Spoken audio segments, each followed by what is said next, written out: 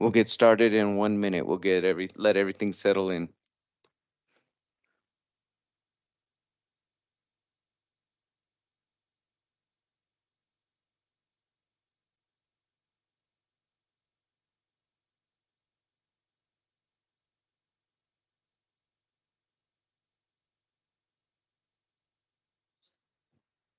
No problem. I totally understand. It's New Year. We're settling in.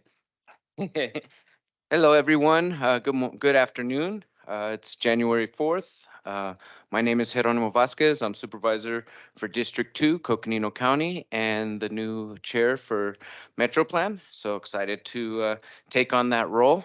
Why don't we get started with a call to order and roll call, please? Good afternoon, everyone. Chair Vasquez, are you here? Present. Vice Chair Sweet, Present. Member Begay. Here. Member Aslan. Here. It is noted that Member Williams is excused today. Member McCarthy. Here. Member Thompson. Here. And we have no alternates present at the meeting today. Executive Director Morley. Present. Planning Manager Wessel. I'm here. Good afternoon. Transportation Planner Gonzalez. Here. Transportation Planner Tavel. Here. It is noted that Montoya Fellow Ty Holiday is excused today, and I'm Karen Moeller, and I am present. Thank you. And I just wanted to make a note that for the county representation, we have made a switch for our alternate for MetroPlan. It was prior Patrice Horseman from District 1. She is elected to go to a different committee, and so Judy Begay will now be our official alternate from Coconino County. Thank you. All right, this public comment. So at this time, any member of the public may address the board on any subject within their jurisdiction that is not scheduled before the board on this day. Due to open meeting laws, the board cannot discuss or act on any items presented during this portion of the agenda. To address the board on an item that is on an agenda, please wait for chair to call for public comment at the time is heard. Okay. Do we have any public comment?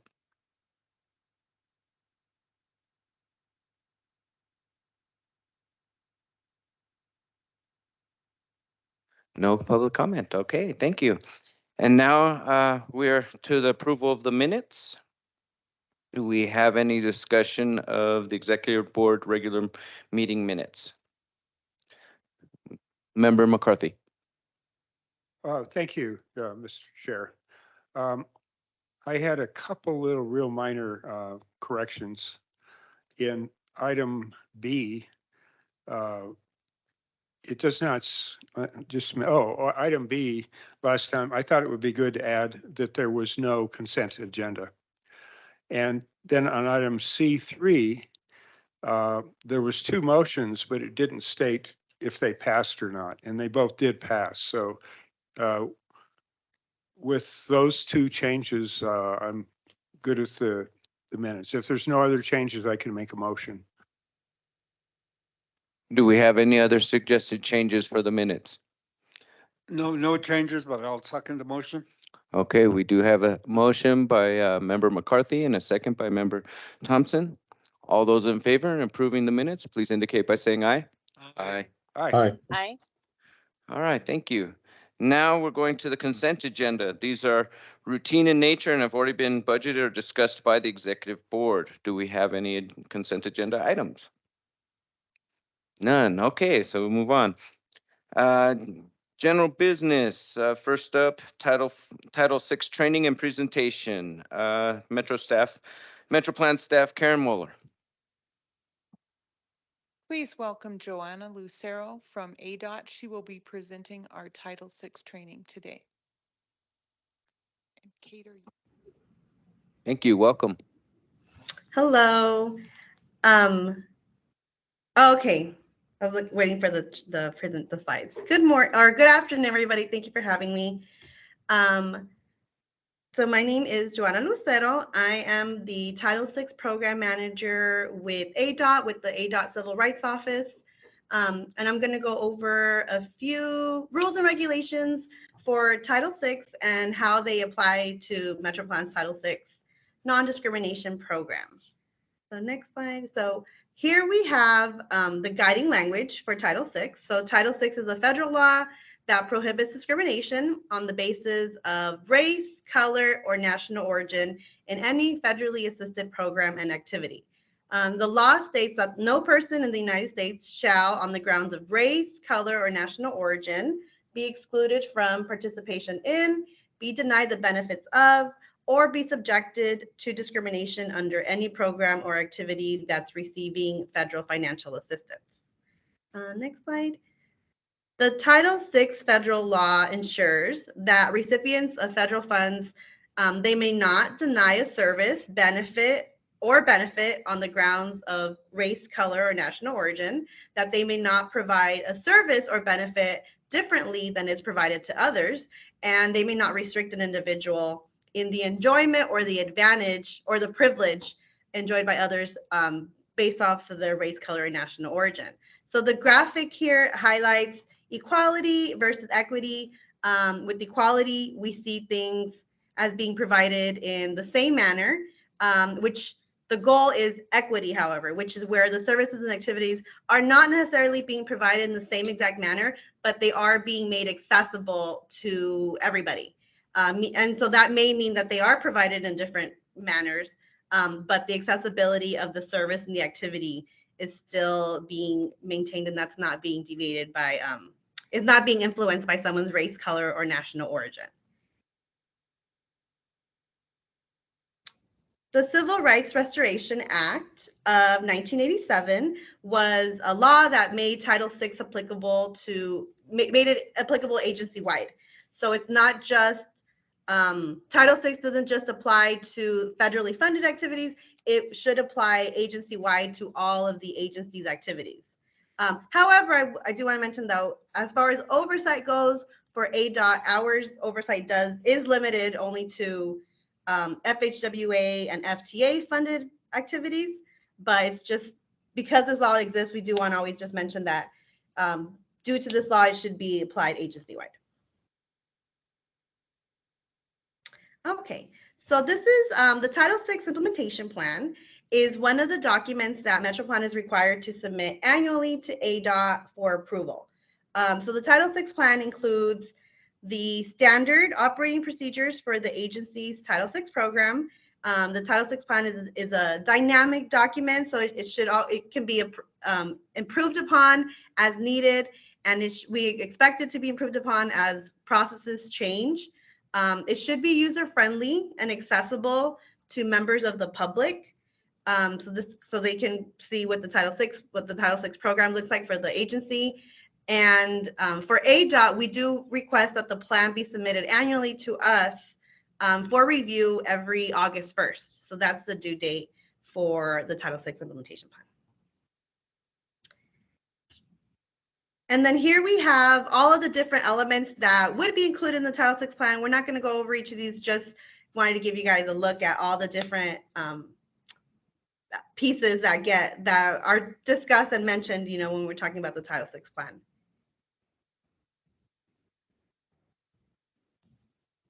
Okay, and so there are additional methods in which ADOT provides oversight for the Title VI program. So one of those is through the Goals and Accomplishment Report. So this is a document that records the progress towards compliance with Title VI.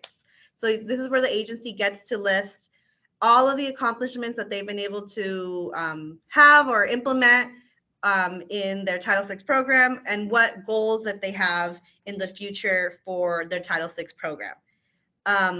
The other method is the on-site compliance reviews. So this is where we actually go out to the agency and meet with the coordinator and meet with any other staff that uses the Title VI program at all, and we get to just interactively meet with you and see how the processes are actually working, how the processes that were stated in the plan, how they're actually are they working? How are they working? And just having that conversation. So that's the on-site compliance review. We do provide technical assistance year-round as needed, whenever needed. You can always contact a.cro for any Title VI needs. And then also training is something that everyone is required. So as MetroPlan is required to provide a Title VI training to their staff, we are also required ADOT's required to provide training to all of our subrecipients at minimally once a year, but we're always happy to do that when as needed for Title VI training.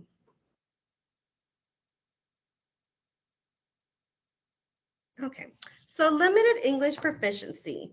Limited English proficiency comes from the Executive Order 13166.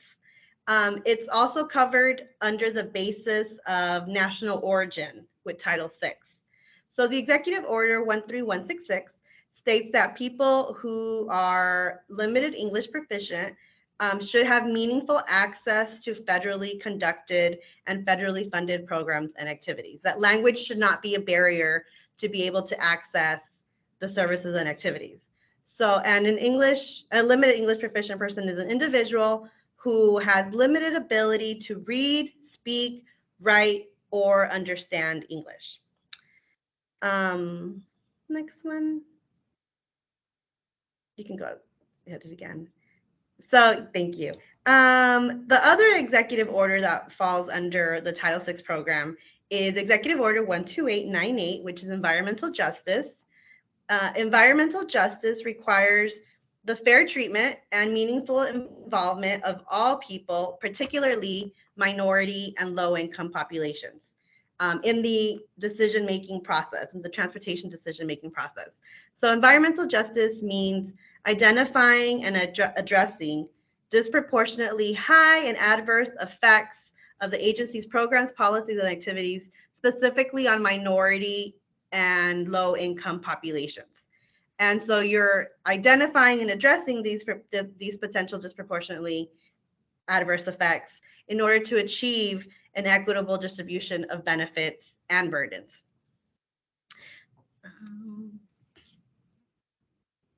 Thank you. And environmental justice and how it can be applied to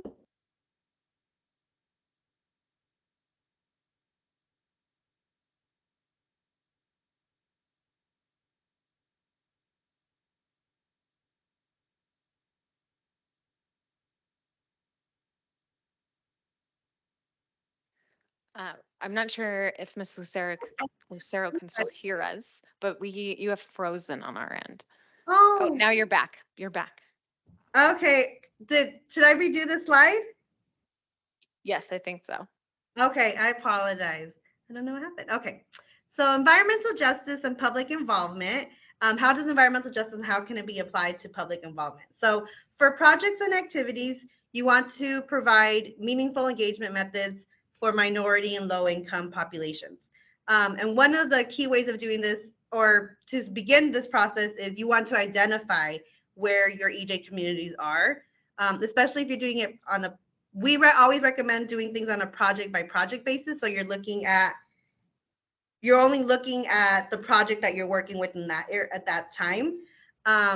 It's also important to provide multiple methods for outreach in order to be able to provide input into the transportation decision-making process. You don't want to just leave it as solely online or solely in person. And you want to provide multiple methods in order to be able to provide access to low income and minority populations. And then you also just want consider potential barriers that may exist specifically in your agency for low income and minority populations. And then what does Title VI compliance look like for public involvement? So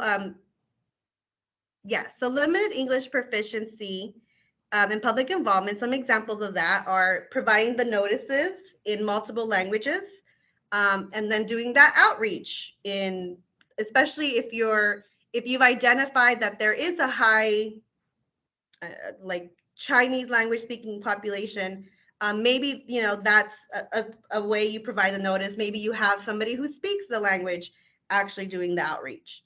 So EJ and public involvement, some examples of that is making virtual meetings accessible through multiple avenues. Maybe it is just virtual, but maybe there is a way that if somebody wants to stop by the agency to see something, that they can do that. Or if there's another place, you just want to provide multiple ways of accessing the information and being able to provide input into the information. And making meeting locations and times accessible to people who may work different areas, different times.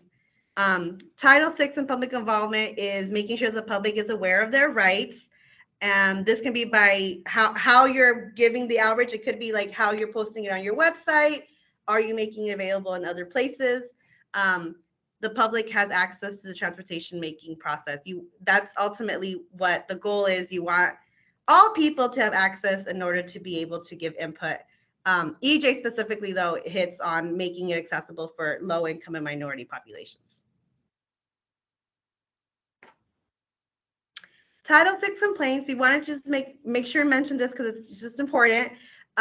So FHWA complaints, if you receive any FHWA Title VI complaint, that should be forwarded to us really immediately. We have 72 hours here, but as soon as you have it, we should receive it. FHWA complaints are not actually reviewed by, they're not investigated by us. FHWA has requested that all complaints go straight to them.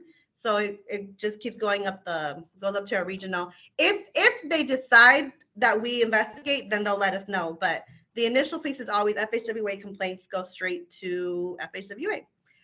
If you receive a Title VI FTA complaint, that one is investigated by the agency. We do just request to be notified within 72 hours as well, just to be able to walk you through it if you do have any questions on that. And then we wanted to just make sure to highlight this. It's a short slide, but it's just really important. The role of the Title VI coordinator is to be knowledgeable of everything that's in their Title VI plan. There's many processes in the Title VI plan, and the coordinator their role is to ensure that the processes are being followed. So they should be knowledgeable of the processes, ensure the implementation of the Title VI processes, and also the coordinator takes a huge piece, also takes a role when we do an on-site compliance review. They're the person we will coordinate with, and they will just let us know who else will be in the room from the agency. And that's it. I breezed right through that. I'm so sorry. I think I went too fast. But here's our contact information. So again, my name is Joanna Lucero, Title VI Program Manager. We do have a new email. If you are familiar with our previous email, but it's title6@azdot.gov. That's where we want to receive all Title VI documents. And then also we have Daniel Valentine, who's our Civil Rights Compliance Manager, and we're part of the Title VI program. So if you ever have any questions, you can always reach out to our office, and we'd be happy to assist.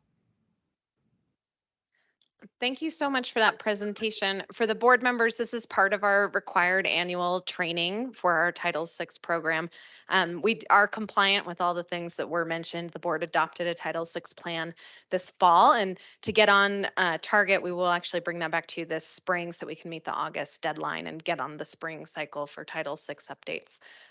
But I'm happy to have the board ask Ms. Lucero any questions they may have. All right, thank you for the presentation. Are there any questions? Chairman, Yes, Member Thompson. I just like to make shout out to ADOT.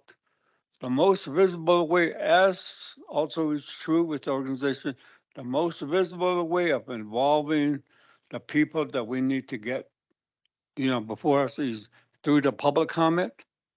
To me, that is very visible and that's very strong, I think.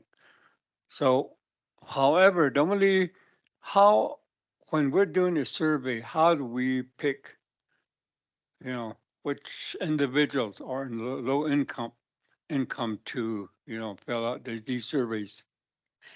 Yeah, it depends on the plan and the purpose of the plan to figure out what our target audience is. As a part of our strategic work plan this year, we adopted key performance indicators, and we have one of our strategic goals is related to public outreach. So the key performance indicator that we set for MetroPlan is that the demographics of the people we are engaging are reflective of the demographics of the community. And so we look at census data for that. Thank you, you. Are there any other questions from board members? Okay, in that case, my only question is, can we access this presentation electronically so we can refer back to it as we're having conversations with our constituents about Title VI? Yes, we have a copy of the presentation. Are happy to share. Great, thank you. Thank you for the presentation. Thank you very much.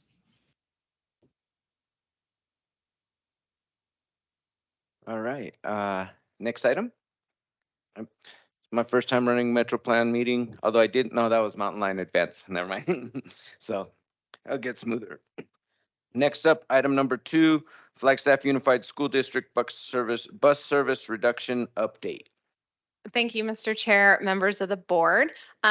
We have been joined online today by FUSD, Flagstaff Unified School District Superintendent Michael Pensa to provide an update. This was at the request of the board at the last meeting, so I will turn it over to him. Good afternoon. Just confirming you can see and hear me. We can. We can, thank you. Perfect. Well, thank you for this opportunity to join your meeting today and provide an update about some of the changes that are and factors that are impacting FUSD's transportation services. I want to thank Chair Vasquez and also your Executive Director, Kate Morley, for reaching out and inviting me to present today. I thought I'd share some background information and information about the changes that we're implementing effective today, and then be available to address any questions that the board may have. So if that sounds okay, I will just jump right in. And really there's two main factors that are driving some needed changes for the Flagstaff Unified School District and our transportation services. The first is that we continue to experience a shortage of bus drivers. That's not unique to our district for this year. We've been experiencing that for the last several years, and I don't think it's unique to our school district. Many school districts around the country are experiencing a similar shortage, and some of our other partners throughout the community, Mountain Line, NAU, have also experienced issues with a shortage of drivers. And then we also are experiencing our transportation costs are exceeding the district's budget for that and the funding we receive from the state. Those two issues have resulted in the need to reduce and combine routes, which can result in more students being loaded on a bus than maybe in the past. We've had to discontinue some of our activity buses, so we're only offering activity bus routes out to our rural communities for middle school and high school students who may need to stay after school for those activities. We've had to make changes that really decreases or eliminates students' eligibility for transportation services. You know, an example of that change at the beginning of this year in August, we increased the walk zone from up to 2 miles for our middle and high school students. So students living within that 2 mile distance from their school weren't eligible for transportation. This fall, our governing board, recognizing that transportation has been an issue for our district and would continue, created an ad hoc committee that meets at least monthly, and we discuss some of our challenges and possible solutions for things related to, our student transportation services, things like ridership and eligibility, our routes, our budget. We'll continue to discuss our arrival and dismissal times and how that's transportation's role in that. Looking at transportation alternatives, student safety, and then also employee attraction and retention. Just kind of to explain the shortage of drivers, my director of transportation, he'd love to have about 15 more drivers than we currently have, to allow for more coverage when we have staff that, have an absence or leave. Right now, we don't have staff. We need to really use our staff to cover our daily routes.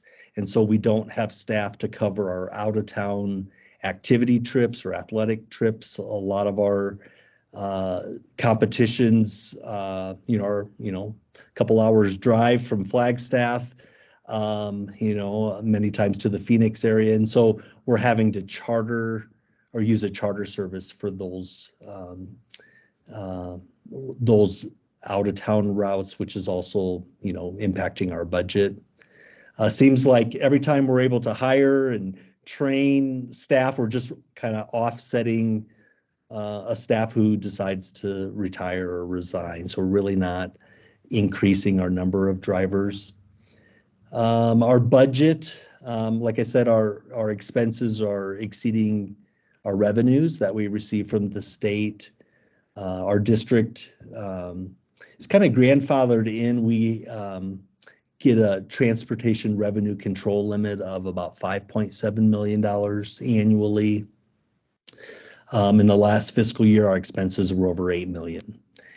Some of that increased costs is, due to increases we've made with our staff wages, including, staying above the city's minimum wage, increasing costs for fuel, repairs, for parts, and then, like I said, having to use a charter service for out-of-town activity and athletic trips versus having our own staff able to run those routes.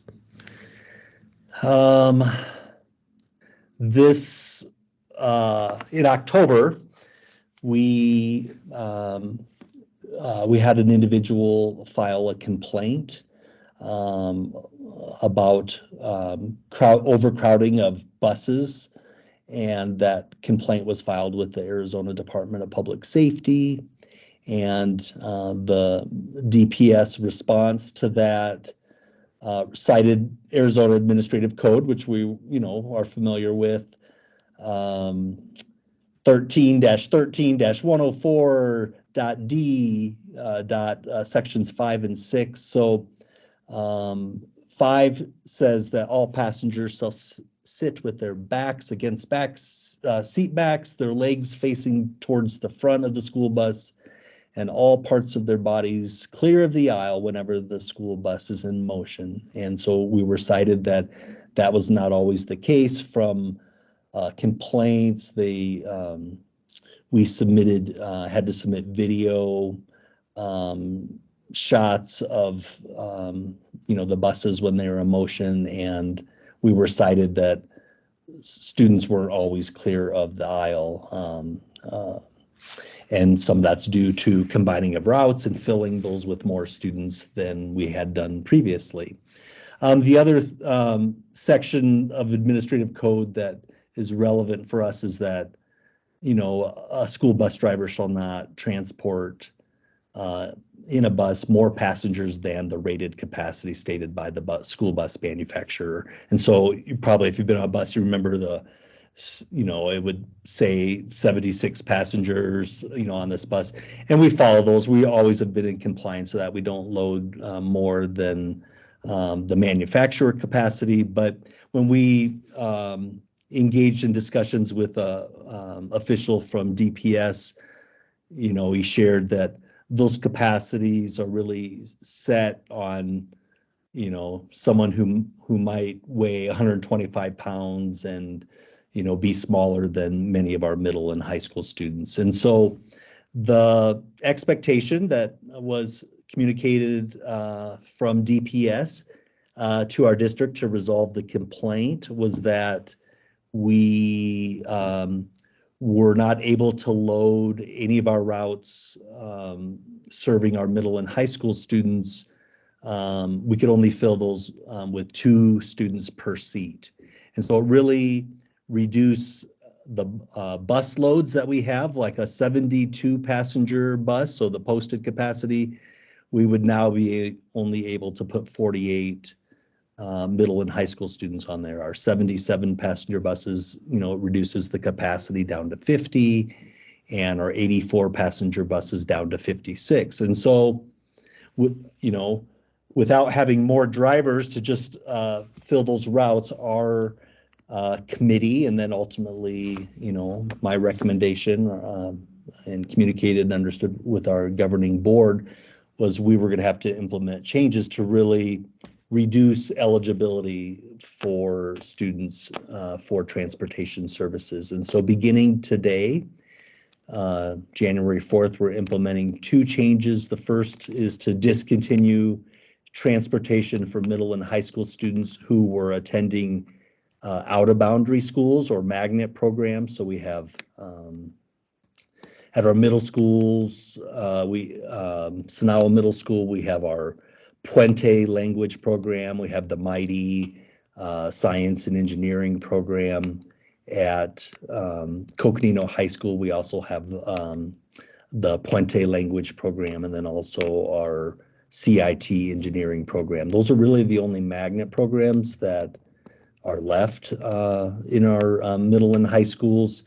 And so we're discontinuing any out-of-boundary or magnet programming busing for those middle school and high school students.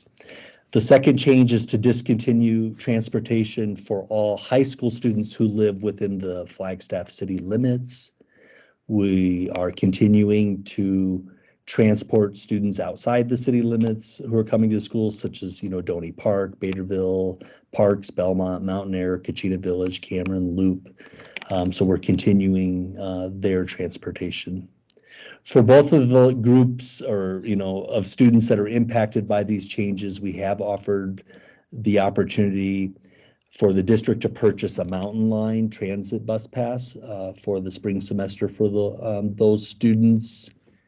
And just want to reinforce that, none of these changes impact students attending Summit High School, which is our alternative high school, or students who receive special education services and are eligible for transportation, or students who are homeless, part of our McKinney-Vento program, or students in foster care. State law requires busing for those students, and then anybody above and beyond the district may provide transportation. Want to just share my gratitude and appreciation for the staff at Mountain Line. They've just been amazing partners as we've been, determining how we were going to respond to the expectation order from Department of Public Services. And they've just been amazing in helping us facilitate getting information, route planning, and distributing both physical and mobile passes to our families and students. We held 5 in-person sessions at schools. Our last one was earlier this week at our district offices. At this time, as of today, we have almost 200 students that have received a Mountain Line transit pass. And like I said, they've just been amazing and responsive and fielding questions and emails from families, and just amazing partners. When I talked to Kate, we talked about what MetroPlan could do to assist. And she shared with me the great news about your Safe Routes to School grants that you're receiving. And I shared that we'd be really interested in partnering this spring semester and summer or fall, whatever the timelines are, to work, with our school staff and families to,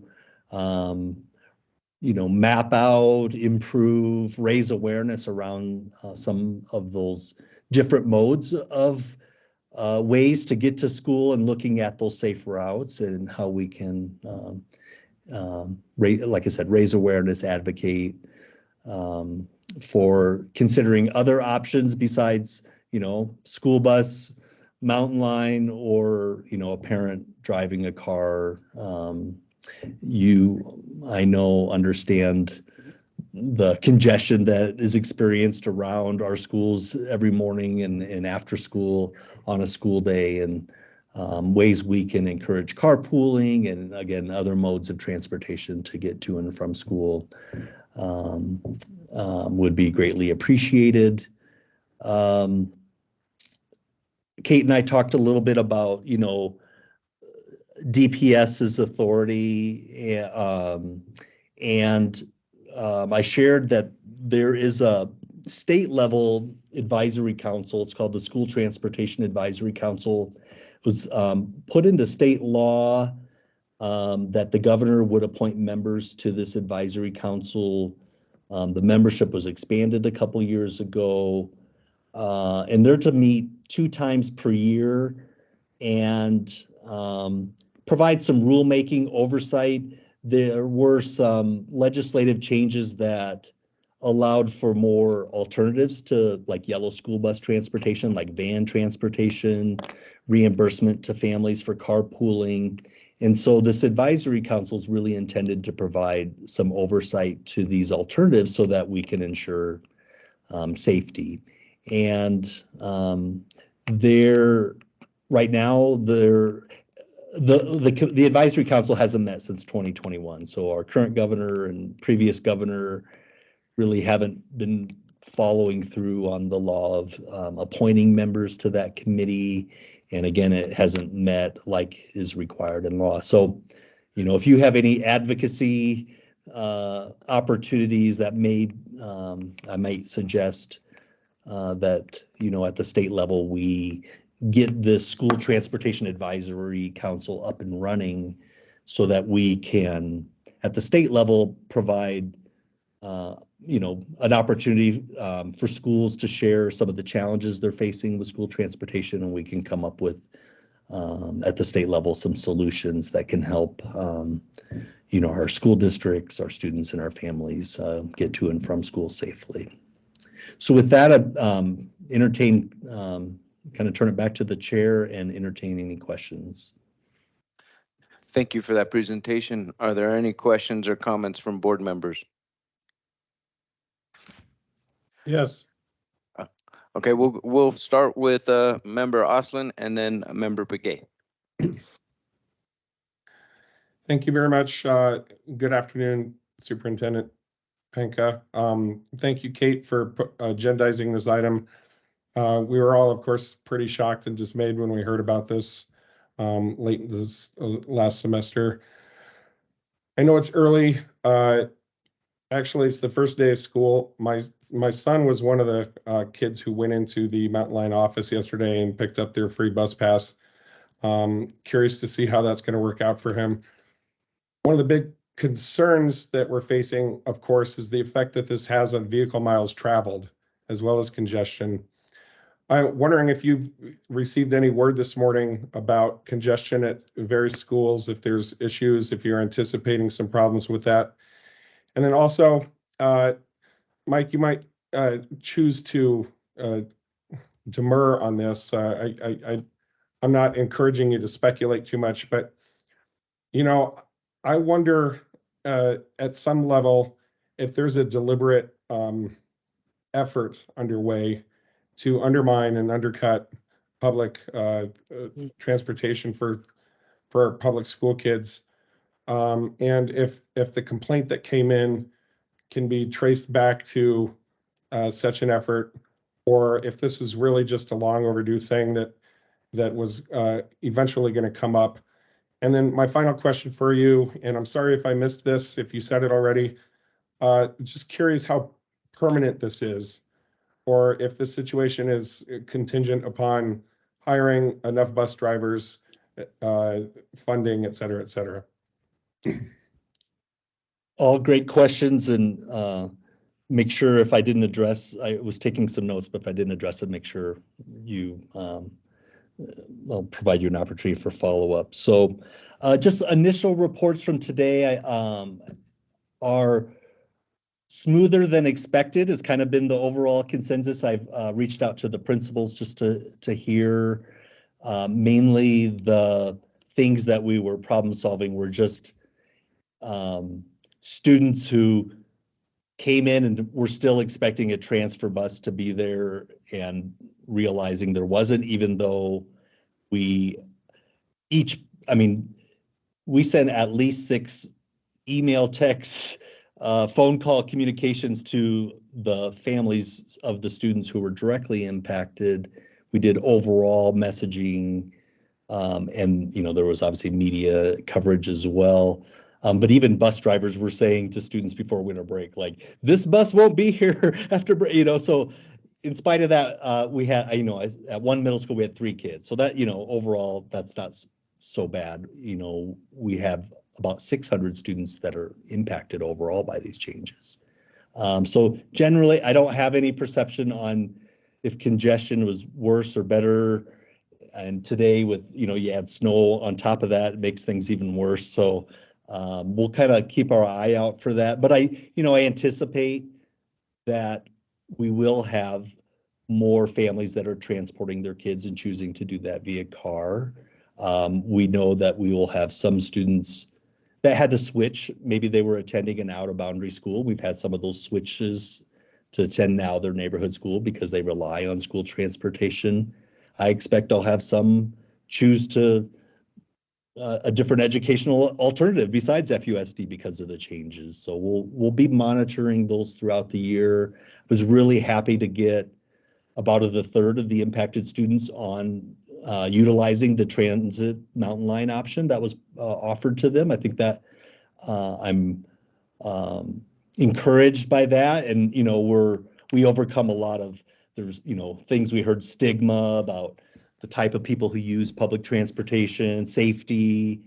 And so I'm really impressed with Mountain Lion, their way to address that. They provided free passes to parents to ride along with their child if they would like.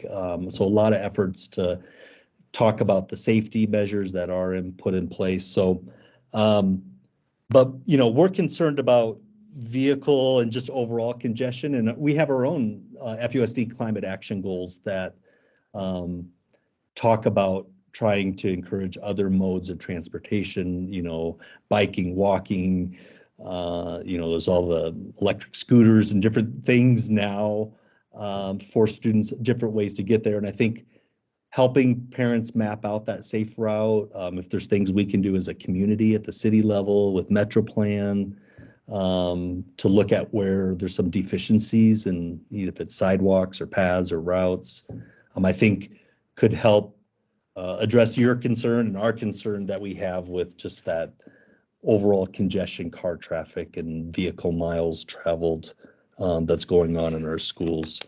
Regarding the question about the complaint, I don't think it's related to just an overall chipping away at trying to privatize or get rid of public kind of resources. This complaint was filed by a local individual, and I'll share because this person has shared publicly.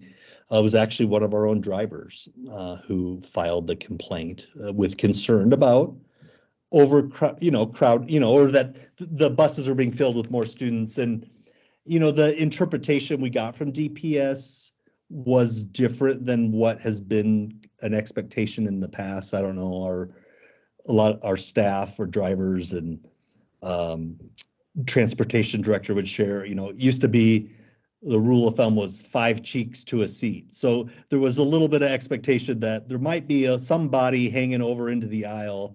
And if you've ever, I don't know, I rode a bus when I went to school, and if you've, so maybe past one of our buses on the roads, you might see a time where not everybody's faced forward and hands and feet, within the seat, not in the aisle. So to me, tough to kind of hang your head on enforcing that, but that was the expectation. And then is this long term? I don't know yet, but I don't anticipate that a driver shortage issue is going to quickly go away, because it's not unique to just FUSD and not just unique to our community, but we're seeing it across the state and country. And so I think we're going to have to continue to look at a combination of solutions, so we've expanded our walk zone, which decreases eligibility, looking at safe routes. We have to prioritize where law requires transportation versus that we may provide that.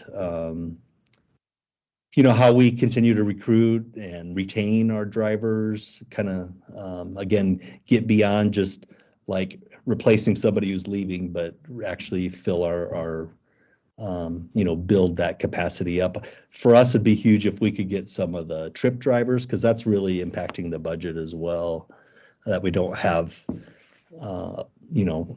3-4 drivers that could do those trips that happen every night down to Phoenix for our, athletic teams and other groups. So, so that's probably a weaselly way to say I'm not sure, but I anticipate that this could be something we have to continue on into the next school year. Thank you. Thank you. Member Begay, you had some comments or questions? Yes, thank you.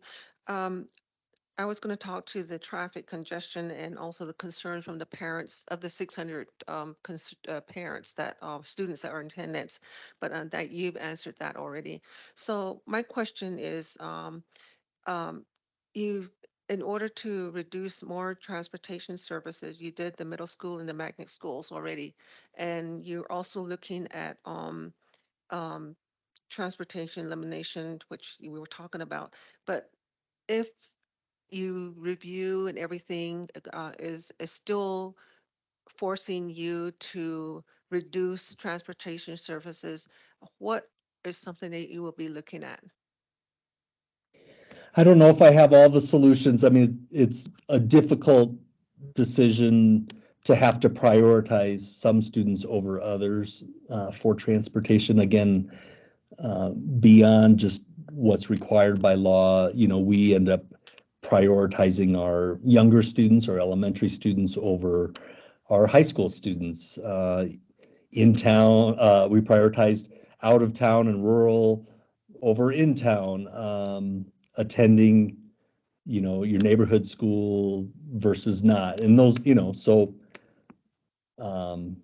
there's some rationale to those, but again, none of them feel good. And we've obviously, understand, and many families have been inconvenienced. The timing isn't ideal, middle of the year. And I'm grateful for a lot of the understanding also that we've received. But what comes next, I'm not sure. We can't sustain transportation expenses that exceed what we receive from the state. And we don't expect that our funding from the state will increase because of we're receiving this revenue control limit. That you get like you get the higher amount of either this control limit that's stayed the same. This 5.7 million is the same it's been for the last 10, 15 years for FUSD, or the other method of your state funding is based on number of students riding and miles, and you get the higher of that amount. And right now we're getting the higher amount of that revenue control limit. So I don't see that increasing. So we're going to have to continue to look at how we balance like the increasing costs we have for staff. In my most budgets, it's like 80, between 80 and 85% of any budget is your people, your salary and benefits of your people. And so Um, so it's like we need more drivers, but that impacts your budget. We don't, I mean, fuel, you have to have fuel to drive the buses. So again, we'll continue to work with, that's why I really assembled a team of staff and board members to help us problem solve a lot of these challenges, because like I said, don't see them going away. And so, and I again worry about uh, the impact these decisions have on students attending school, their learning, all these things we're accountable for as well. It's just again, a challenging, difficult situation. So I hate to speculate like what's next, that we would have to cut next, but yeah. Thank you. Member McCarthy and then Member Thompson. All right, thank you. I went to Rincon High School, which is in Tucson. I don't think they even had bus service, but there's a couple things that are different, I'll admit. We didn't get much snow in Tucson, very little. And the distances that students lived from the school was probably a lot less in some cases. So I accept that there's more of a need here than there was when I was a kid. I'm very encouraged to see that you're working with Mountain Line. That's good for Mountain Line, and it's good for the school, and it's good for miles traveled. It's good all around. So I encourage you to continue that. And then my last thought, if you do have to cut, how do you set priorities? And what occurs to me is that getting students to school is way higher priority than getting students to a baseball game or a football game down in Phoenix. I think sometimes sports is overemphasized in the school environment. I remember when I was a student at the U of A, they had a specific fee that went to sports, and I really resented that because I could hardly afford. I was married at the time, had a kid, and I could hardly afford to eat, yet I was subsidizing sports. So if you need to cut somewhere, I think you need to take a hard look at that. Thank you. Yeah, just a couple comments. I appreciate you acknowledging like no two districts are exactly the same. And so we have some of the same challenges, but our solutions might be different. When we were having dialogue with DPS, it was like, well, just run more loops to pick up, and it was like, yeah, that makes sense in a urban compact district, that's not that large geographically, but our school district is 4,400 square miles. It's one of the largest in the country. And so we run buses over an hour in every direction from Flagstaff to bring them to our school. So it's not as easy to just run more loops to solve that problem, So it was like, well, and then you don't have, well, just add more routes or drivers. Well, we can't do that either. So I appreciate just like the uniqueness of each district. Again, really grateful for the partnership with Mountain Line. I think a silver lining that may come out of this challenging situation is we have more students being introduced to the value of the transit resource that we have in our community, and parents being exposed to that when they haven't had that need before. Maybe a life skill, and I spent time in large cities. I love the L train in Chicago. It's like I love to go there just to utilize that resource. So in some ways it may be a life skill that we're teaching kids, that they'll be able to use in the future. And I hear what you're saying, like the priority about getting them to school where the learning, that's our primary focus. But don't also want to discount the value of the different activities and athletics that we have, that there's a lot of great skills our kids learn in those. And for many kids, it's like the one way we connect with them and keep them in our schools. And so, but yeah, I mean, that's all that prioritization. They're difficult to make. We'd love to be able to transport everybody for whatever they wanted, wherever they wanted to go, but that's not our reality. And, that was kind of the why like out of boundary transportation kind of crept in was because it was like, well, if parents don't have choice to go to different magnet programs, then they might go to the charter schools. And the district in the past started, transporting for that. And our state requires us to allow open enrollment within our boundaries as well, as long as we have capacity for kids. So, but we're just not in that position to be as accommodating as we were in the past. And so we've had to, say, if you're making a choice to attend a school other than your neighborhood school, it's really going to be the parents' responsibility to get them there. Thank you. We have Member Thompson has some comments. Good afternoon, Superintendent. Um, when you mentioned cut, it automatically came to mind all these students that have to come in from long distance on a daily basis. Some have to sit on that bus 2-3 hours a day. Now what if something should cross your mind and say that we got to cut this? I mean, that will be terrible for the parents living out there. So I'm assuming that you're looking in the future, 5-10 years, what you anticipate how this will be harmful to every student here. So that is my uh, comment on this. And that, again, my concern is, what's going to happen to all these. I hope we don't get to that point to have to cut services for these students that have to come in long distance. They're going through some difficulty as it is having to get on that bus. So thank you very much, Superintendent. Yeah, and I hope we don't get to that point either. And what I can share is because we're reducing, we've made these difficult decisions. That's eliminating what we had was a lot of transfer routes, like kids would ride in maybe from Loop and get to, let's say, MEMS, then they'd catch a transfer bus because they wanted to go to Sanawa. Well, we've eliminated that transfer bus that's going between the two middle schools or between the two high schools. And what's that is allowing us to do is reduce some capacity on buses, but also to reallocate some, reconfigure routes, reallocate some of our drivers and change some of those routes.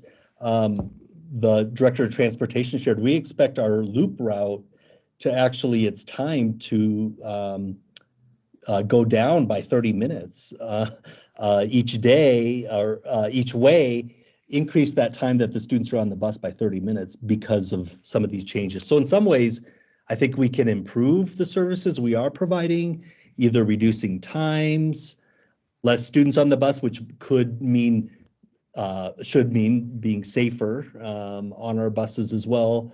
Some of our special education routes, we're able to reallocate a driver who was doing a transfer route to a need for a special education route because the number of those students has increased. And so we might actually improve some of the services we're providing as well through these difficult changes. But I agree, I don't want to hope we never get to the point where we have to reduce like some of the rural busing that we prioritize now. Thank you very much, Chairman. Thank you. I appreciate the presentation and getting a better understanding of the impact. Following it through the news and through other meetings, I didn't realize that it was, and correct me if I'm wrong, but a 2.3 million shortfall that kind of led to the need to make these cuts and these adjustments. My question was, what are the projections of the impact of student loss because of these changes? Because I know just from what I've heard in the community, seen on Facebook and comments from folks, I have been hearing of folks that are talking about wanting to change schools or change districts because of this issue. And so I'm just curious, what are the projections of what kind of, how it's going to affect student enrollment? And I know it's too early to tell. I know it's like you're really going to know better by the end of this school year and really going into next school year. But I did want to ask the question and ask for maybe follow-up down the road so we can get a sense of how these changes are impacting FUSD as we are going and advocating on behalf of MetroPlan on transportation. We can tell this story story and hopefully find ways to get increased funding or alternative fundings to help alleviate this problem. Yeah, I think you're spot on that. I don't quite know. We predict there'll be some of that. We've seen mainly at the middle school level a few of those enrollment changes where they switched back to their neighborhood school because they need the yellow bus transportation. But we'll be able to quantify it better over time and be glad to come back and provide an update and keep Kate apprised of what we're seeing so you can advocate on our behalf. I appreciate that very much. And then I just wanted to clarify that the budget and the shortage of drivers, I mean, those were things coming into the school year that we had made some adjustments trying to address that. We've also really were looked at like overtime of staff, how we were utilizing some of our resources, and we had seen some improvements. But the changes that we're implementing that are in effect today are really in response to the complaint that was filed in the order from DPS that we had to reduce the capacity of the buses serving our middle and high school students. Thank you. I appreciate that. And then I had a follow-up question, and then Member McCarthy. And my follow-up question is about the Safe Routes to Schools grant, that MetroPlan. Can you elaborate a little bit about how that can support FUSD during these transportation challenges? Yes, there's two components to that grant. One is there is design and engineering money for priority infrastructure that is missing to support walking and biking associated with schools. Once we get to about the 30% design level, we could then apply for future grants to construct those projects. And then the second part of that is programs. So Safe Routes to School has the 6 E's: education, encouragement, et cetera. And we have about $400,000 in funds to support those programmatic elements, which will mostly be through the hiring of a staff member to implement programs and work with FUSD on items. Great, I've thank you. shared with Kate my experiences from being an administrator in the state of Iowa, but in my community, we had walking school buses. So we had trained volunteers who would kind of go around house to house and pick up kids, and the line got longer and longer, and overall the kids would walk about a mile route, and and parents could be more assured that their child was getting safely to school by walking. And so we've talked about different ideas, different strategies, and looking at some of those different modes of getting to and from school. Thank you. I appreciate that. And just going back to the walking school bus, when I worked at Killip about 10 years ago with the Hermosa Vida project, we did do walking school buses, and I was responsible for a route. So I'm familiar with it and encourage as many walking school buses as possible. In any way that we can help support that, please let us know. Member McCarthy. Thank you, Chair. Just to kind of tie into my previous comment about Rincon High School, it occurs to me that down there it was practical. I used to bicycle to high school, and it worked great. Well, that's impractical up here at these very long distances. So I think that makes a case to go to the state legislature that they need to change this formula a little bit to better fund an actual need up here that isn't an actual need in other school districts. Thank you. That's great comment that, the formula is the same for every district, no matter, but not recognizing the differences in geography, distance, weather that occurs in parts of our state. Great comment.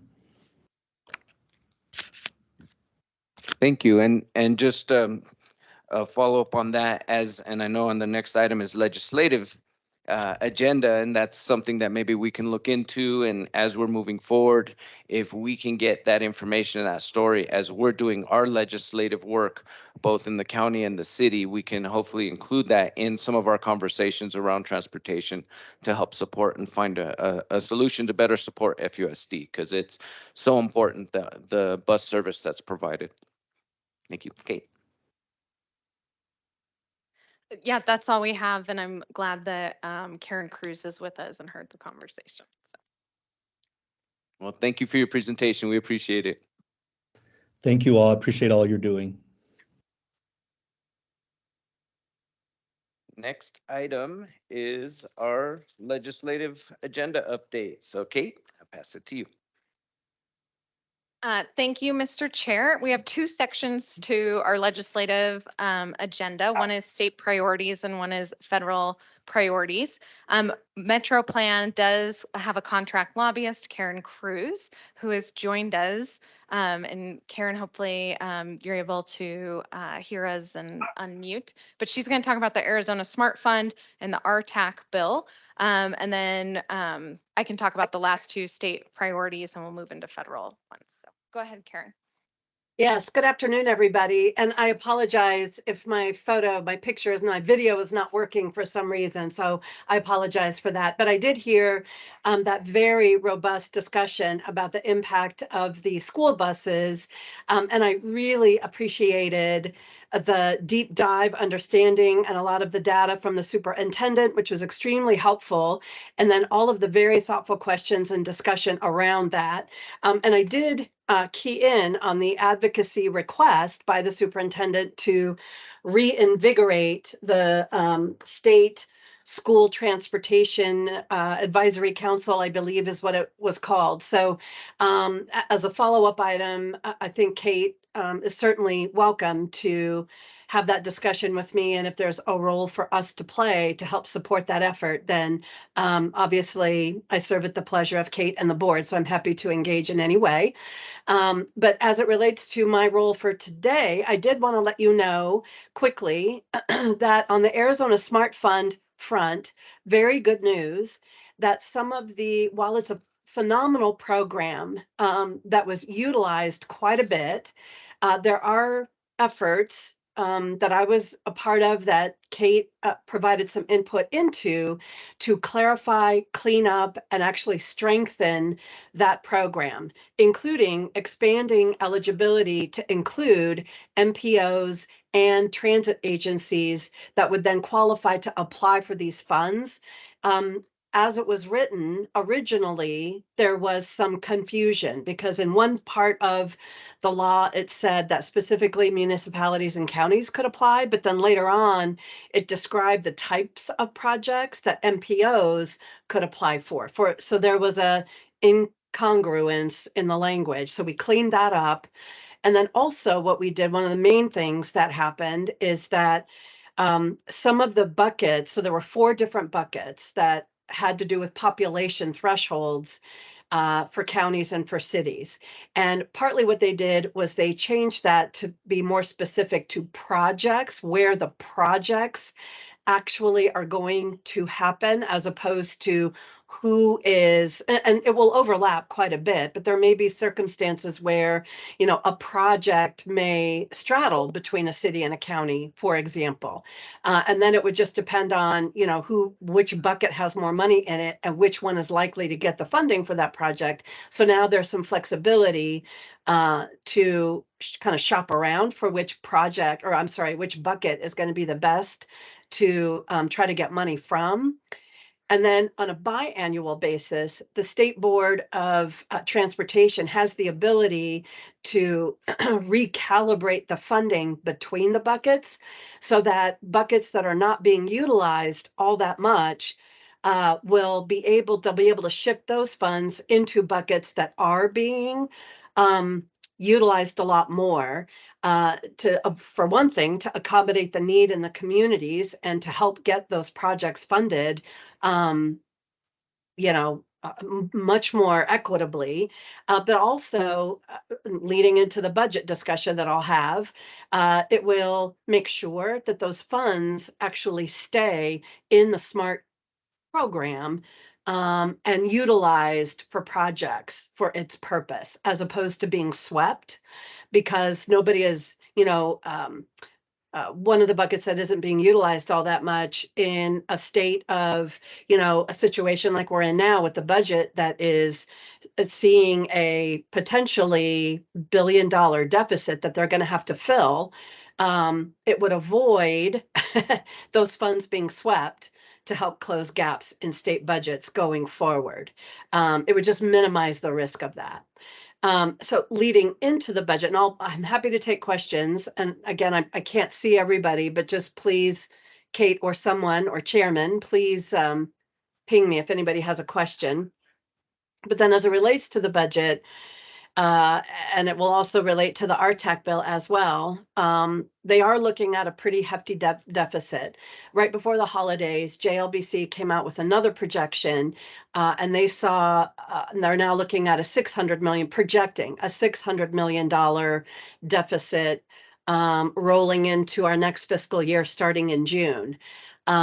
So the legislature and the governor's office, the happy thing is that they are communicating about an approach. They are discussing priorities to keep intact.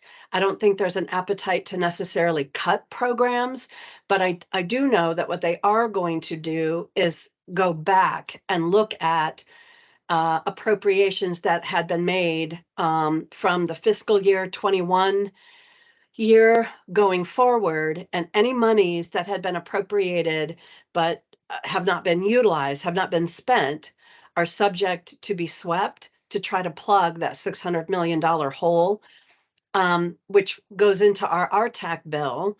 I know the three projects that we have. I know Mountain Line has been out there meeting with legislators, talking about the impact of not only thanking the members for the Downtown Connection Center $6 million appropriation they got 2 years ago, but asking for the $2 million for the maintenance bay facility. That bill is, or that, I'm sorry, that request is embedded in the RTAC bill. And then the Flagstaff bill, my understanding is that while that's a priority, the 89A funding, they are looking for, they're prioritizing to protect the $8 million that was appropriated last year for flood mitigation, because if it hasn't been spent yet, again, it could be on the list to get swept if nobody is championing that or expressing how urgent the need is for those funds to help our flood mitigation efforts in Flagstaff. And then I know Chairman Vasquez, I've been working him like a dog on on Coconino County priority projects, one of which is included in the RTAC bill as well. Um, we are hopeful that one of our asks will kind of squeak its way through, because it is an urgent matter related to flood mitigation as well. But the budget is just not looking super great. I think the strategy on the RTAC bill is the same as last year, meaning that all of the projects are listed. The various entities will be responsible for championing their projects specifically within the RTAC bill, but that the ask is for the bill to go forward as a whole through committees, through both chambers, and up to the governor's office, where it will sit, and where during budget negotiations, various projects may get peeled out and included in the budget discussions. But it's an ongoing effort to continue to highlight the need for infrastructure projects in the out county areas. And it's really, I have to be honest, it's really a great tool and a great opportunity, because we get a lot of, gosh, I didn't know that. And visuals are super important. And so as the various entities around the out county areas are championing their specific projects, it's just highlighting the need. And the more we do that year over year over year, in years where there is funding in the budget, surplus funding in the budget, or as ADOT requests more money for some of these projects, it just helps to grease the path to fund these projects. We'll just continue to chip away at them. And so it's a great opportunity to do that. I don't know if anybody has any questions. If I missed anything, Kate, I'm happy to fill in if I missed anything. I think for those first two bullets, that was great, and I'll take the rest. So if the board has any questions, we can pause and then I'll run through the others. Are there any questions or comments at this time? Chairman, Member, one, Thompson. I just want to make the presenter aware that in the rural communities, including Native American communities, they have been focusing on getting more dollars from the state of Arizona to apply those funds to a rural transportation system, meaning dirt roads, graded roads. You have, I don't know how many within Navajo County, Coconino County, how many school districts do you have out there? In Navajo counties, there's at least 7. Mm. And BIA, federal government, the tribes and the counties are the only ones contributing to the maintenance of those roads. And NACOG is pretty much involved in moving forward. If they can get additional funding from the state of Arizona. Whether that's in the project list or the rail transportation, I don't know. But that's one thing that they've been pushing for. And again, I here we were talking about just like Jim was saying that, while I was here, I used to catch the train or bus all the way to Windsor and would hitchhike all the way out to the my community Tiso. But we made it. I mean, here we are. I'm sure there's going to be a solution to some of these transportation. That's all I can say is let's hope things will get better. Yes, and I agree. And I'll share two things. One is that in the Arizona Smart Fund, there was discussion, robust discussion about ensuring that tribal communities were eligible to apply for those smart funds for some of those infrastructure projects. And absolutely they are.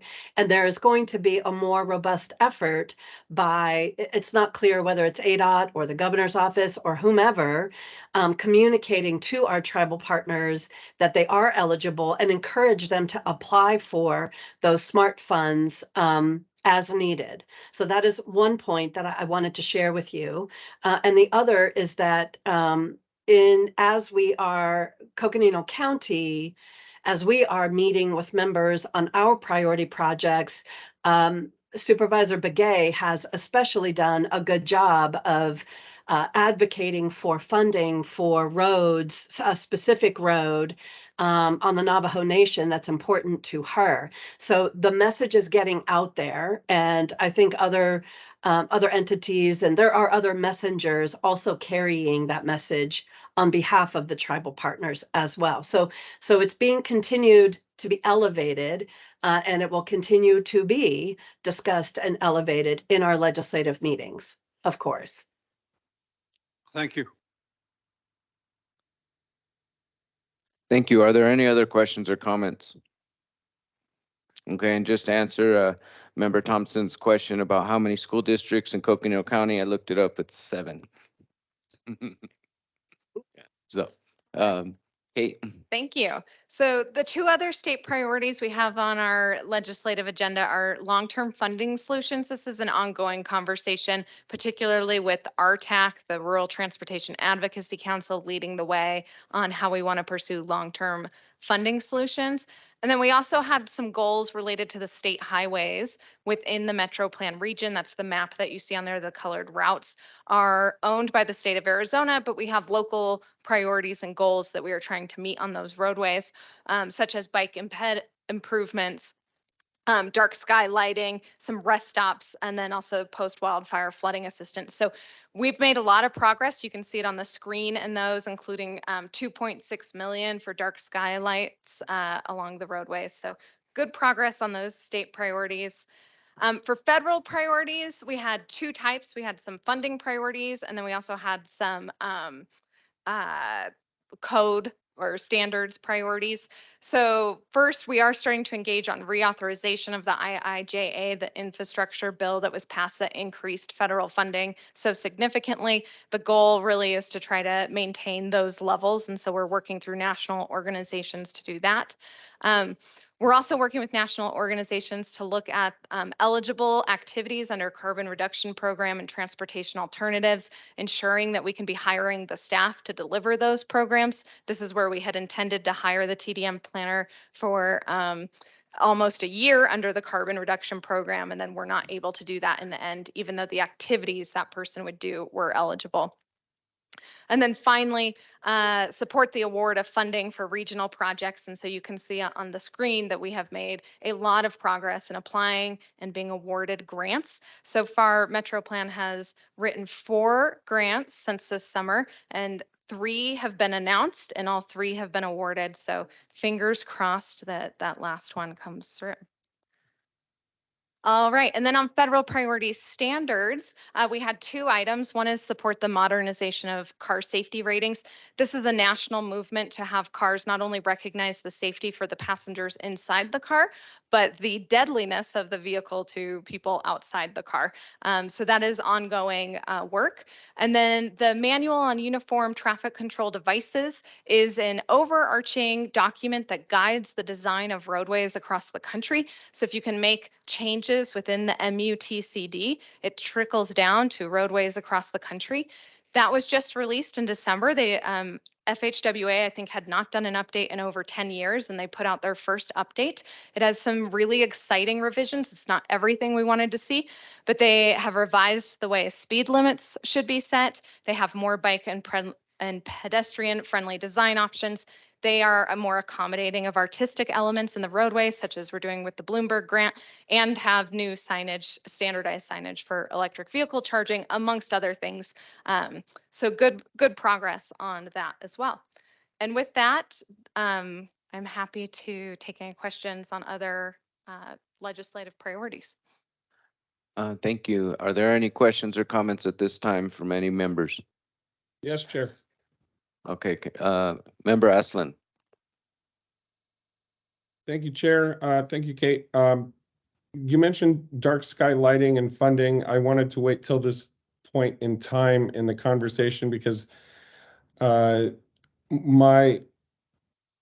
concern I'd like to raise has less to do with funding, I think, but it still involves maybe a discussion with the group here about priorities.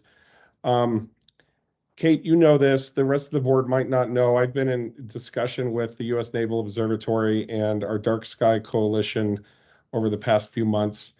And it dawned on me at one point that you might be wrapped into the conversation. There's some frustration about the way that lighting is being prioritized along the Milton corridor, the ADOT portion of Flagstaff roadways.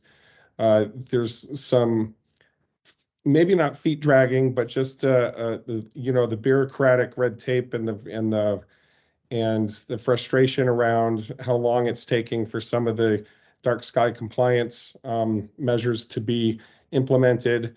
And then, of course, there's just different levels of culture over at ADOT that are either aware of what we're trying to do in Flagstaff or not aware, and just trying to get that streamlined and keep it a priority, I think, is one thing that MetroPlan could definitely do to the extent that it's applicable and in our wheelhouse. I think one of our legislative priorities should be lobbying ADOT to just be aware of the culture up here, how important dark skies are to our community, to our economy, and to our national defense and those efforts. I'm glad to see there's some funding coming in for that. But it seems to me that dark skies as just something that the culture of ADOT is generally and profusely aware of doesn't exist right now. And I don't know how to label that as a priority. But keeping that conversation in the forefront with ADOT is something that I know our community would appreciate. That's possible. We can definitely do that. Thank you.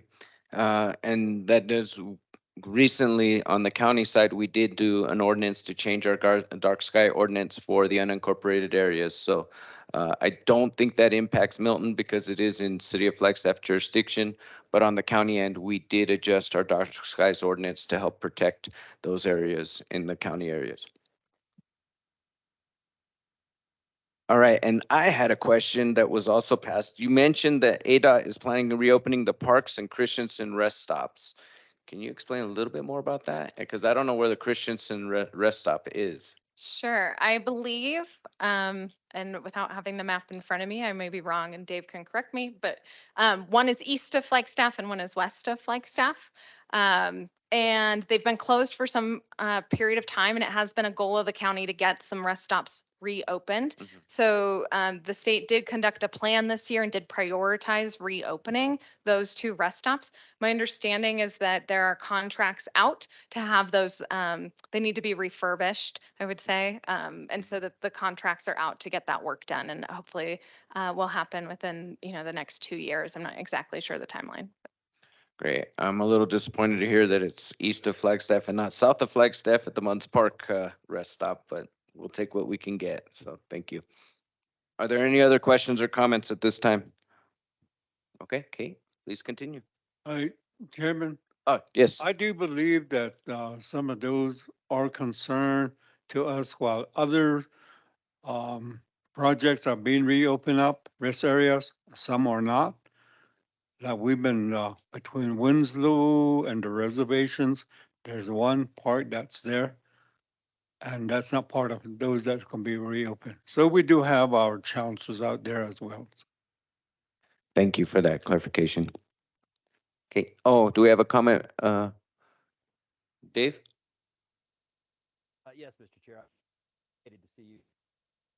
Topic Dave, your microphone is really soft. Didn't want to see you disappointed, Mr. Chair. The Christensen stop is south of Flagstaff on I-17. Thank you. Thank you for that clarification.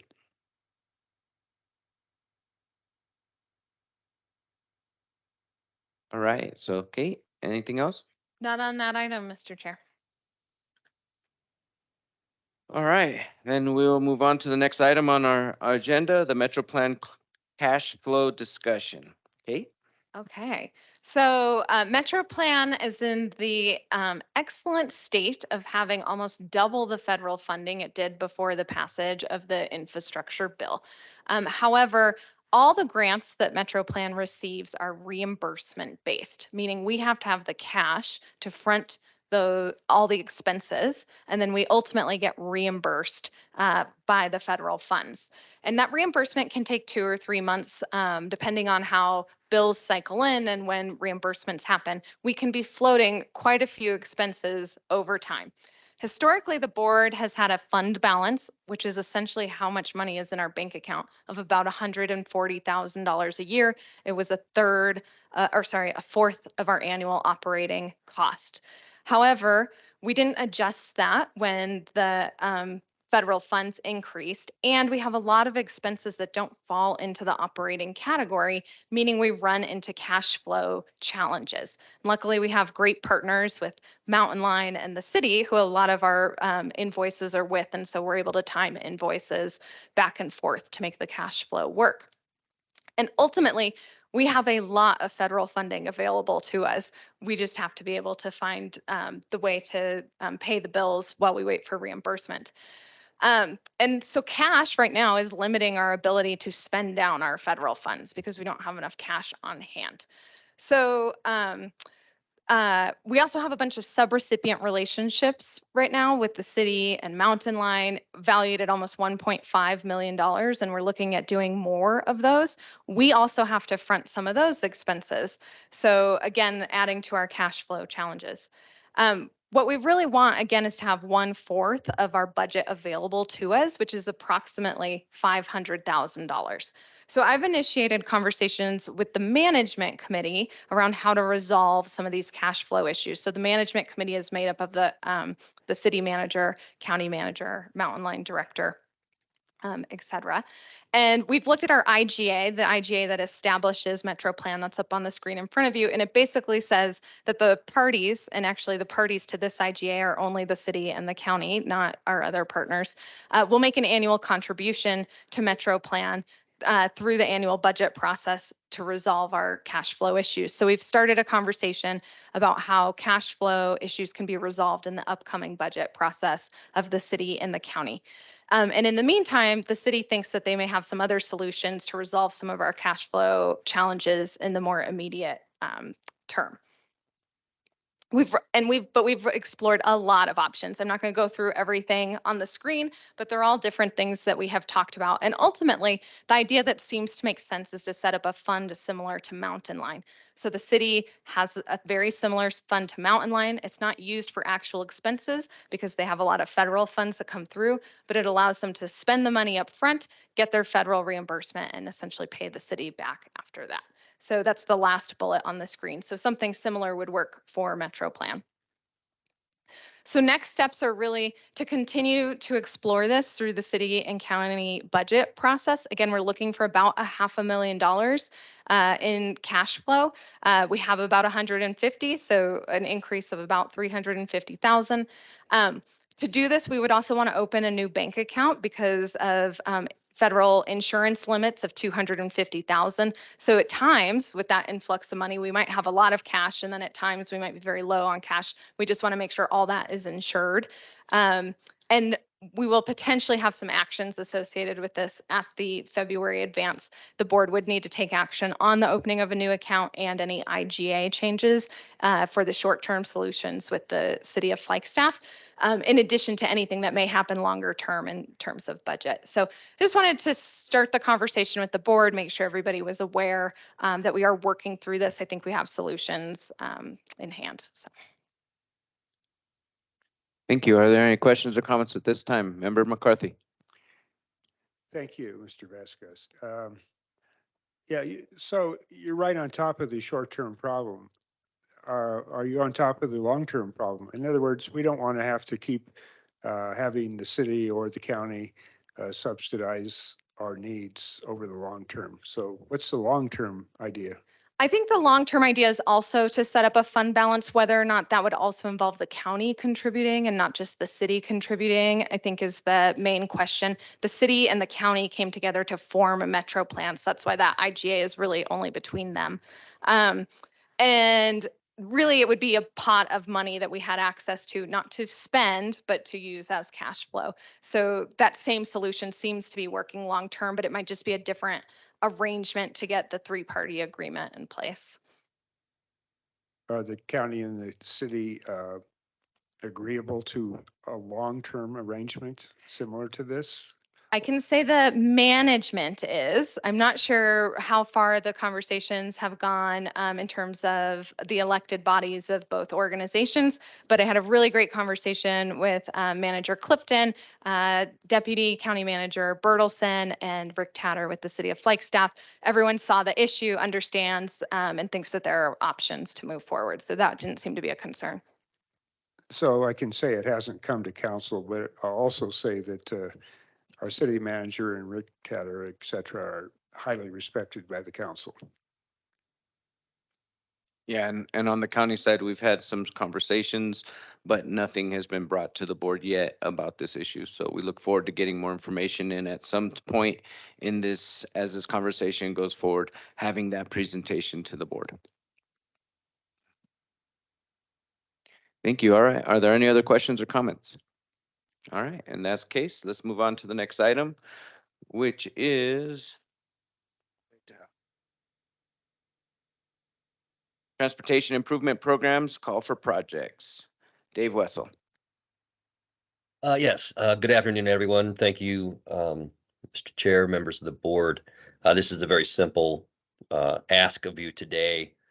We are updating, it's actually the 25 to 29 Transportation Improvement Plan. It's a major update. And as part of this major update, we will issue a call for projects, and just asking for you to issue that call today. Following that, we will, put out an ad, notify our member agencies, post it to our website. So that's all I have for you today on this topic. Okay, do we have any questions or comments from the board? Member McCarthy. So, Kate, do we need a motion to formally do this or just an informal head nod? I believe we're looking for a motion, correct, Dave? Yes. All right, in that case, can I get a motion to amend our call to projects? Is that correct? Issue the call for Open, projects. yeah. So moved. Okay, I have a motion by member McCarthy, a second by member Begay. All those in favor, please indicate by saying aye. Aye. All right, thank you. So you have your action. Thank you. Is there anything Thank else on you. this item? No. And then, okay, and then the next item is Northern Arizona University Master Plan. Dave, it's all yours. Yes, thank you, Mr. Chair, members of the board. This is just an awareness item, if you will. Next slide, please. NAU has completed their comprehensive sustainable smart campus master plan. A link to that plan is available in your staff report. I recently went through that plan and saw where there are several opportunities where their goals, policies, and projects align with either MetroPlan plans or city plans. I just wanted to bring those to your attention because there are possibilities for future collaboration. The first is, there was just an overview. There's areas of urbanization, of activity centers, travel demand management, focus on pedestrians and sustainability. And so we see, opportunities. These align with many of our plans. Uh, we may pursue grants, they may pursue grants, we may cooperate on grants. And so even just mutual support in those applications is low-hanging fruit for cooperation, and there should be opportunities for more detailed or in-depth collaboration. Next slide, please. Uh, their plan has a lot of focus on the edge. I don't think this is really much of a departure um, from past plans. So there's a lot of interface with the city of Flagstaff here. And again, I think opportunities for coordination and cooperation, either through things like the Active Transportation Master Plan, Lone Tree widening, Butler protected intersections, and even the ADOT Milton Corridor Master Plan has relevant points of commonality. So next slide. They focus a lot on pedestrian transportation, bicycle transportation, and safety. These shows points of conflict. We're getting ready to do a vulnerable road user safety action plan this spring. We've just wrapped up our regional transportation safety plan, or wrapping that up. And again, there may be opportunities to collaborate on grants, safety programs. There's a fair amount of discussion on safe routes to school. Um, Part of that education process might be involved there as well. So next slide, please. This table on the right, shows kind of their process of integrating many of their plans. And I've just circled some of the things that you can see the direct relevance. So multimodal recommendations, obviously something that we're very interested in. Climate action plan, strive forward, focused on carbon neutrality and transportation's relation to that. Then you see transportation demand management study in their future. That might be an opportunity now that we're bringing on a transportation demand management planner. Might be an opportunity for coordination and collaboration there as well. So as you can see, there's many points where we have opportunities here. I'll be looking at having conversations with both our TAC members and deeper conversations with NAU staff to see where some of these things might fit into our future work programs. So that's all I really have for you today. I'd be happy to answer any questions, though I will admit my in-depth knowledge of this particular plan is somewhat limited. Are there Mr. any Chair. questions or comments from the board? Mr. Chair, if I may, I Yes. just want to let the board know that we have two guests in the audience from NAU today who can speak to this subject as well, Andrew Iacona and Stephanie Bauer. Would you like to come up and make some comments? If you would, this is the opportunity.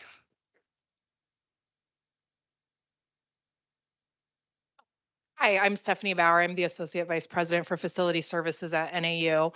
Thank you, Dave. I think you did a great overview. And really, I would just add that NAU looks forward to doing whatever partnerships are available. I think that we have a great history of doing partnerships, and we look forward to doing more in the future. Do you have any questions for me? Great, thank you. Are there any questions from board members? Member McCarthy. Well, when I read the packet, I see that emphasis, you're going to de-emphasize vehicle traffic on the campus and more emphasize bicycle pedestrians, which makes sense. And I think back to my days in Tucson, here we go again. At the U of A, I mean, when I was in high school, you could drive all over the campus, but then they cut out a lot of that, except for emergencies or deliveries and things like that. So I think that actually makes sense. Makes it safer, and you know, you can get around that campus on a bicycle very easily. Thank you. Thank you. Thank you. Are there any other questions or comments? All right, well, we look forward to collaborating moving forward, and thank you for the presentation. Our next item is creative local match options, short-term rental tax, fee tax. Sandra Travell. Thank you, Mr. Chairman, members of the board. Just to refresh your memory, I am researching creative local match options in order to be able to draw down federal transportation dollars that we have to match between 5.7 and 20%. So I researched short-term rental tax, which is Airbnb and VRBO. And this sales tax revenue has a potential to fund transportation infrastructure and serve as local match through enabling legislation. So what that looks like in the city of Flagstaff is that it takes form of the in the beverage board, BBB, help me out. It's like beverage board and something. So it's a hospitality tax that is placed on top of the sales tax. And in Flagstaff, that looks like a rate of 4.281 are charged to these short-term rentals. And this BB&B tax in 2021 generated $9.9 million. So this rate, excuse me, sales tax rates are increased through local ordinance, and the rates are regulated by the Arizona state statutes and the Arizona Department of Revenue. So as you can see, there's a really tiny table on the right, but those are the current tax rates, and the hotel rate on sales tax is higher than the base rate. And this goes into funding some of the things in Flagstaff. I'll get into that in a minute. So what does this look like implementation wise, right? So there's a state specific statute on taxation that dictates how sales tax goes in Arizona. Then there's local ordinance and votes. So in 1988, Flagstaffians voted the BB&B tax to fund some of the things in the city through the sales tax. And local ordinance also informs revenue distribution, right? How are you using this tax revenue? So again, a bed, board, and beverage tax funds tourism, economic development, arts and science, administration, beautification, and parks and recreation. And so any changes, it's been renewed to 2028. So in 2028, it's up for voting again, whether those revenues can be used to fund different things or at different proportions. And right now, the economic development portion of the BB&B tax does fund some of the infrastructure in Flagstaff. So that's my brief update on the short-term rental tax. Does anybody have comments or questions? Yes, Member McCarthy. Thank you, Sandra. The city council recently had a retreat to talk about financial issues. And this was one of the items that we did talk about. And we will probably put this for the voters well before 2028, because, you know, if it doesn't pass, we may want to try a second time, whatever. And on council, the way I read council, there was a lot of support for keeping the BBB tax, which is 2% on top of the existing, what we tax everything at. Um, so I think there might be some pushback if we try to reallocate some of these funds. There was a brief discussion about that, but the feeling that I got from the meeting was, well, we want to keep it the way it is.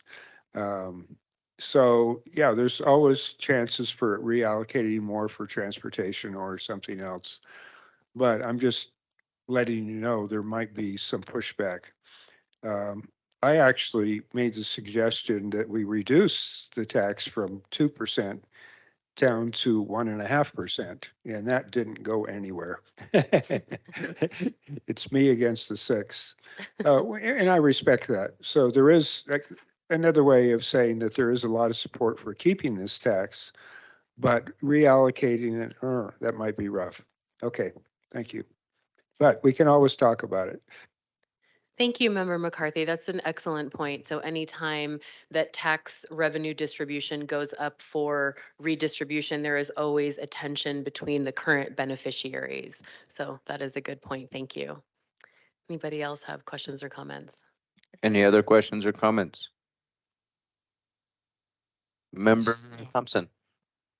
Sandra, I really do appreciate you bringing this to the board here. That's one thing I need to look at for other cities, towns, other than just Flagstaff. So thank you for doing that. You're welcome, Member Thompson. Member Begay. Thank you, Chair. I was looking at the last slide, and that slide mentioned something about economic development. Can you elaborate a little bit more on that portion of it? I think right there. Sure. Do you want me to talk about?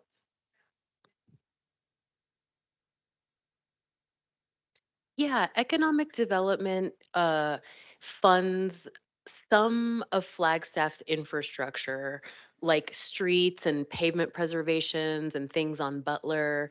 And I can get back to you with more detail in terms of the percentage and the financials.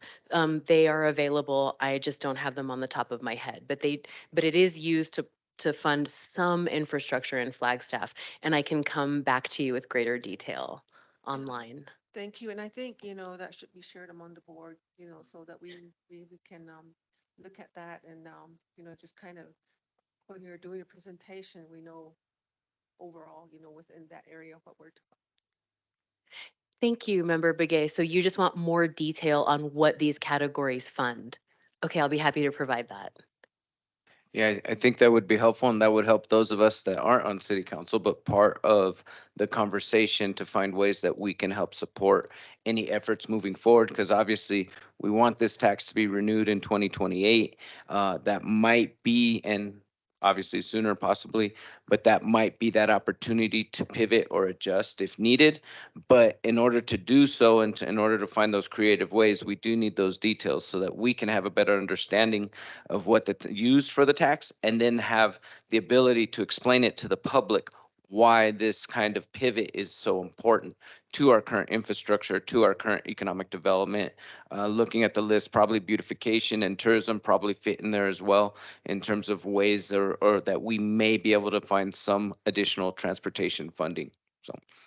Thank you very much, Mr. Chairman. And I just want to mention that in your packets, there is a one-page attachment and a staff report that goes into a little more detail about what this is. So I'll give that another look. And if it requires even more detail, I will get back to you on that. And thank you for the feedback.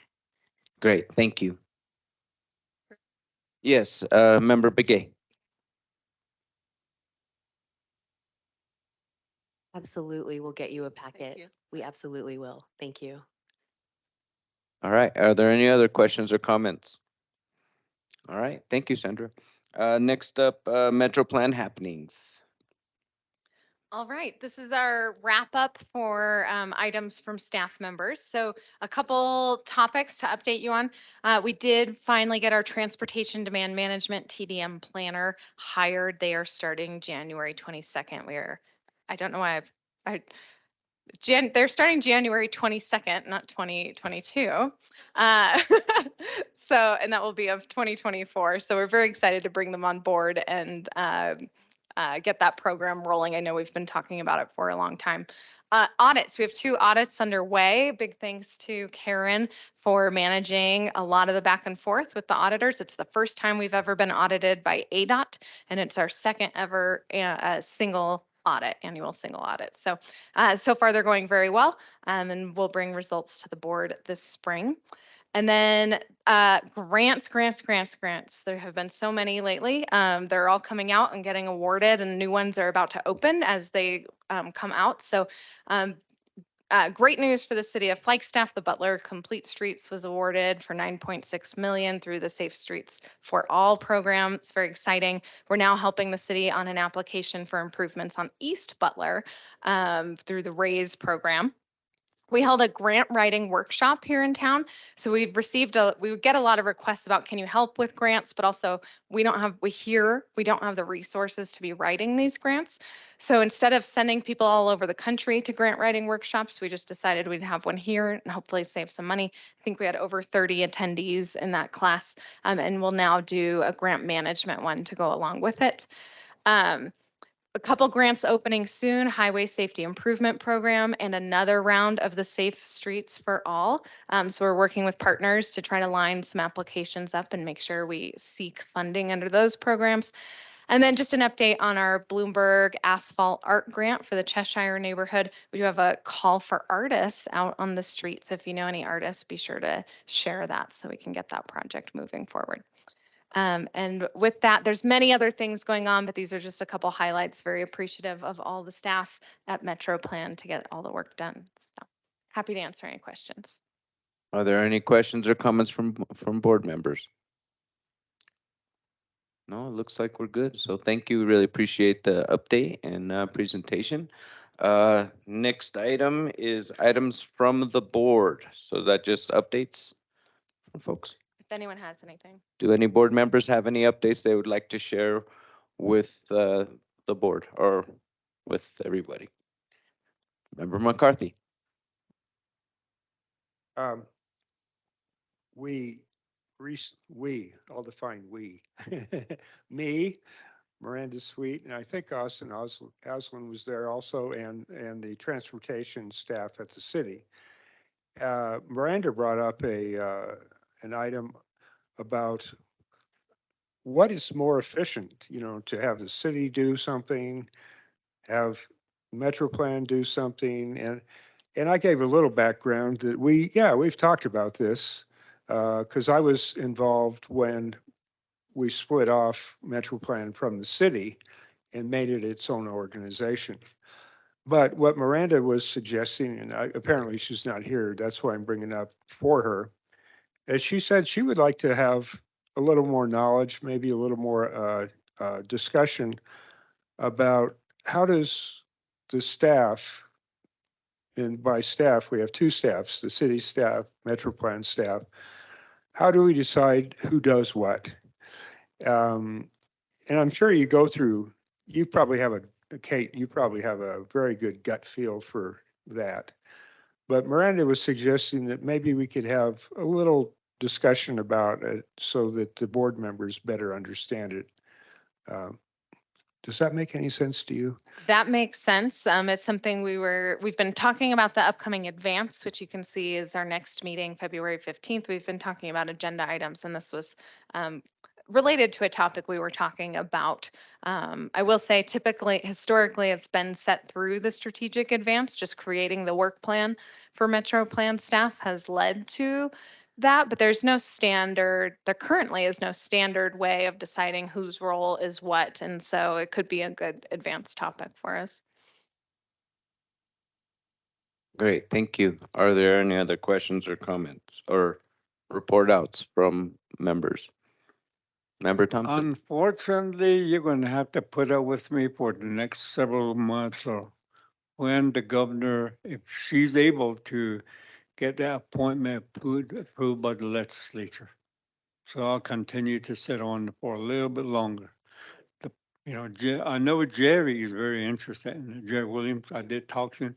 him before, and he's very interested. I told him it's going to take a little time, but just go in there, just listen to people like Jim, like the chairman, and then just do what they tell you to do.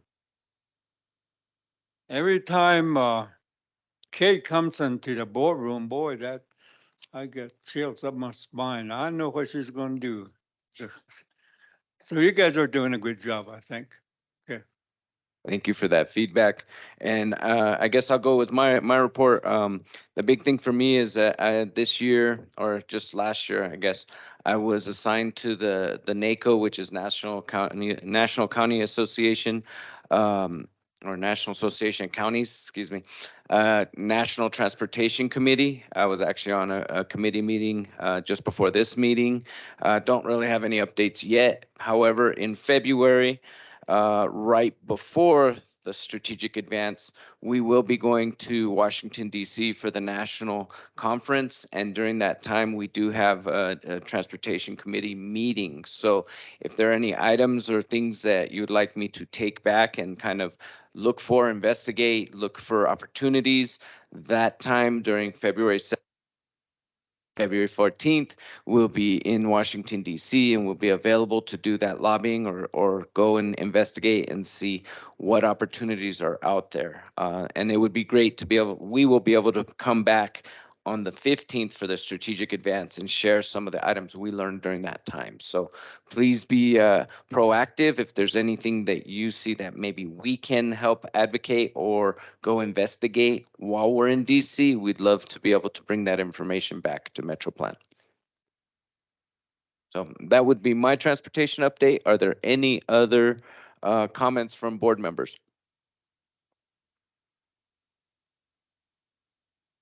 All right, so when is, I guess we'll move on to our next scheduled executive board meeting?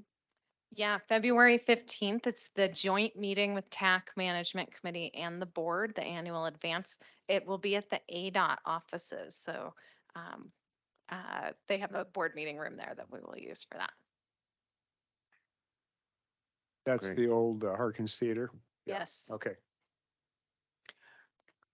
All right. Well, look forward to seeing everybody at the advance. I'd just like to say thank you to the MetroPlan staff for all your hard work and look forward to a good year moving into 2024. And we'll see you on February 15th. Thank you, everyone. Meeting adjourned. I don't use the gavel often, but sometimes it's fun.